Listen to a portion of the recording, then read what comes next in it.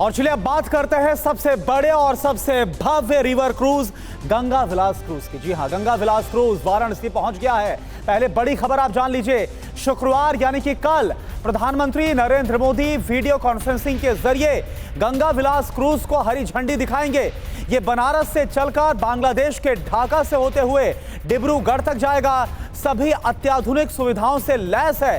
अंदर की तस्वीर भी आप देखिए किस तरह से भव्य तरीके से इसको तैयार किया गया है। सभी अत्याधुनिक सुविधाओं से ये लैस है क्रूज।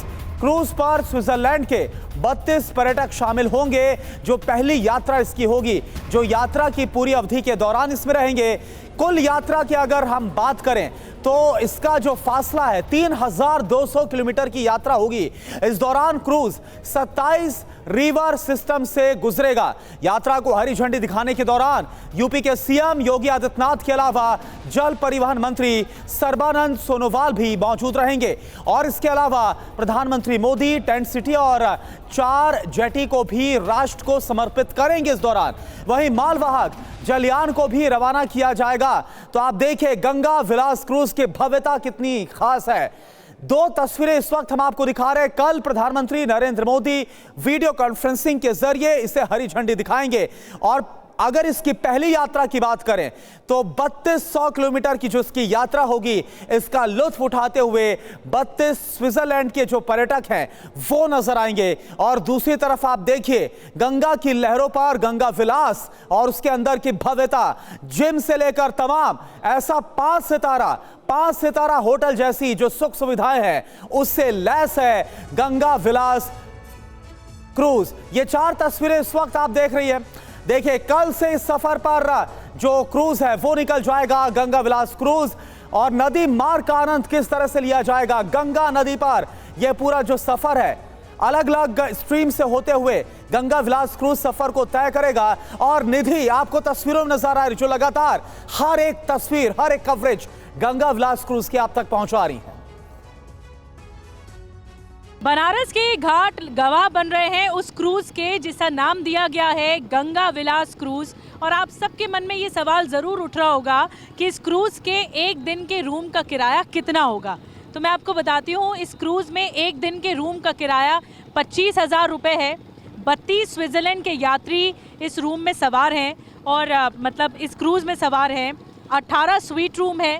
इसके अलावा आपको ये भी बताएं कि इस क्रूज़ में लग्जरियस सुविधा दी गई हैं।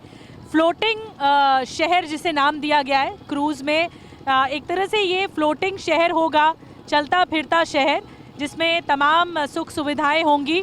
और ये एक जगह से दूसरी जगह जाने में 5 से 6 दिन का वक्त लगेगा। बनारस से होता हुआ, वाराणसी से होता हुआ सुंदरबन, वाया सुंदरबन, और सुंदरबन के कई स्टेट्स को कवर करेगा। इसके अलावा फिर पहुंचेगा डिब्रूगढ़। 1 मार्च तक डिब्रूगढ़ पहुंचेगा। प्रधानमंत्री नरेंद्र मोदी कल इसे फ्लैग ऑफ करने वाले हैं, 13 जनवरी को फ्लैग ऑफ करने वाले हैं।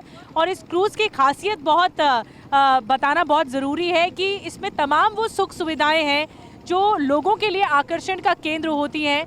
यहाँ पर कुछ लोग लगातार देखने भी आ रहे हैं क्रूज़ का दीदार करने आ रहे हैं, इसकी एक झलक पाने के लिए। और ऐसे कई क्रूज़ चलते हैं।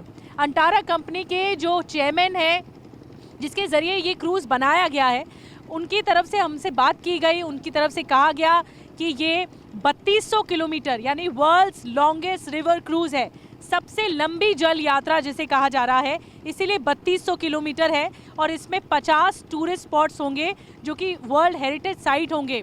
बिहार भी जाएगा ये क्रूज़। इसके अलावा वहाँ पर जो योगा से जुड़ी हुई गतिविधियाँ हैं या विक्रमशिला यूनिवर्सिटी है, वहाँ पर भी पर्यटन के लिहाज से पर्यटक वहाँ पर भी पहुँचेंगे, उसका भी दीदार करेंगे।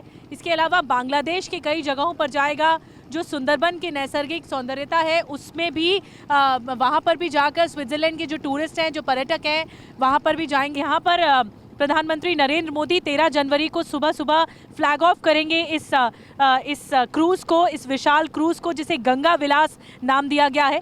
और इस क्रूज़ को आपको बता दें कि ये 50 दिनों तक ये क्रूज़ वॉयज करेगा, यानी ये यात्रा है जल यात्रा जो कि शुरू हुई थी 21-22 दिसंबर को और उसके बाद कोलकाता से शुरू हुई थी, कोलकाता से पहुंचा है। अब ये क्रूज़ यहाँ पर बनारस पहुंचा है, वाराणसी पहुंचा है, वाराणसी से वाया बांग्लादेश होता हुआ डिब्रूगढ़ पहुंचेगा 1 मार्च को।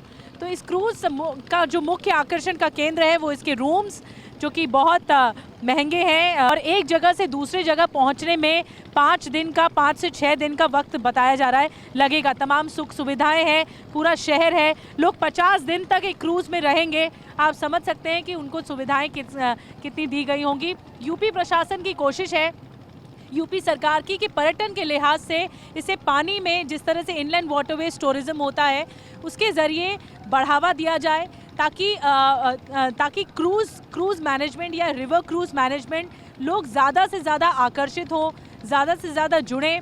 ये यात्रियों के लिए एक सुविधा का केंद्र होता है, एक तरह से मनोहर दृश्य है, सामने देखने वाले के लिए तो है, लेकिन जो इस क्रूज़ में यात्रा कर रहा है उनके लिए भी एक सुखद अनुभव है।